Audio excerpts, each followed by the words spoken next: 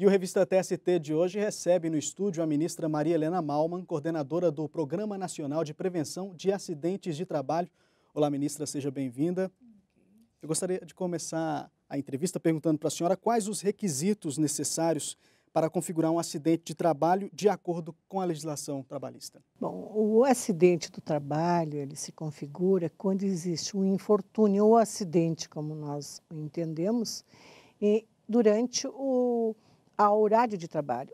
Em algumas situações também fora do horário de trabalho, ou seja, em relação, o acidente acontece em decorrência da prestação de serviço. Então, nós estamos diante da situação do acidente típico de trabalho, ou seja, eu estou trabalhando e pode acontecer algum acidente, como é muito mais fácil de visualizar uma pessoa numa queda, por exemplo, né? Mas há outras situações que é muito mais difícil de serem caracterizadas, mas que existe, que é a doença ocupacional, que é a decorrência também, que se equipara ao acidente de trabalho típico, aquele que nós temos uma compreensão mais clara, porque ele acontece, ele é visível, né? E a doença ocupacional, esta já não é tão visível, ela é mais invisível, porque ela vai ocorrendo, seus efeitos, ou seja, os seus malefícios, vão se apresentando no decorrer da prestação de serviço, ou pode acontecer ao longo de anos, ao longo de meses, né? Décadas até.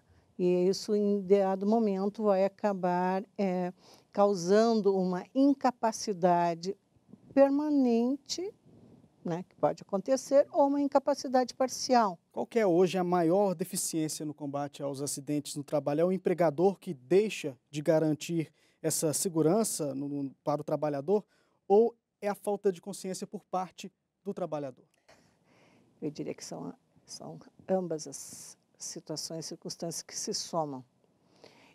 O que os dados oficiais revelam que nós temos com o passar do tempo, a partir da conscientização, seja de trabalhadores, seja de empregador, o número de acidentes estão reduzindo, e principalmente o número de mortes.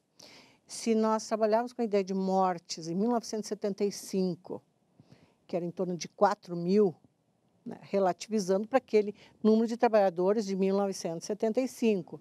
Em 2015, esse número de mortes, que ainda é um número extremamente considerável, baixa para 2.400, 2.300.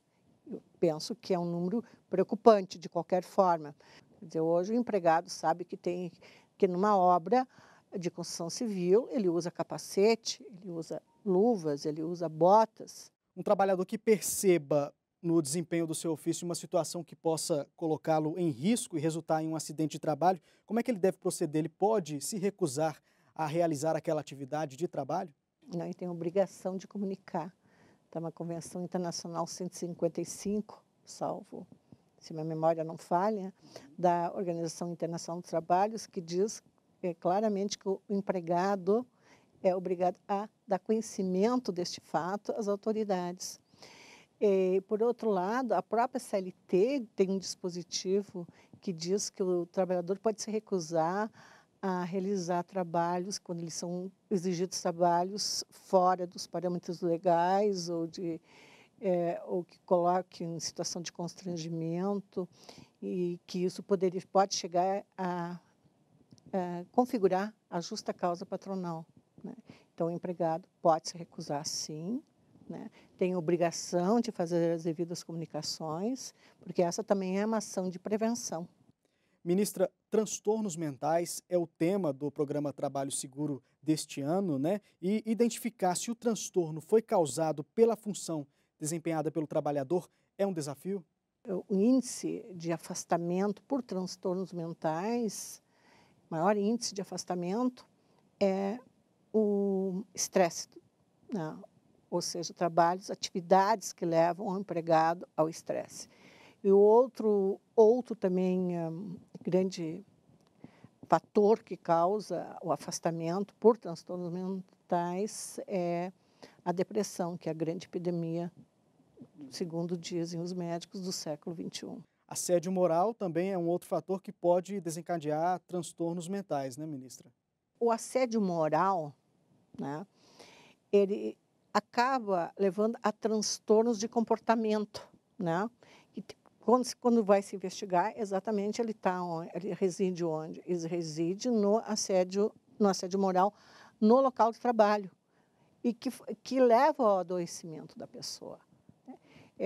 Também, já que nós estamos falando em termos de compreensão, isso é uma situação muito presente também quando nós falamos nos próprios colégios, né? Hoje que existe o quê? No que nós estamos trabalhando com a ideia da educação das pessoas, de respeito ao outro.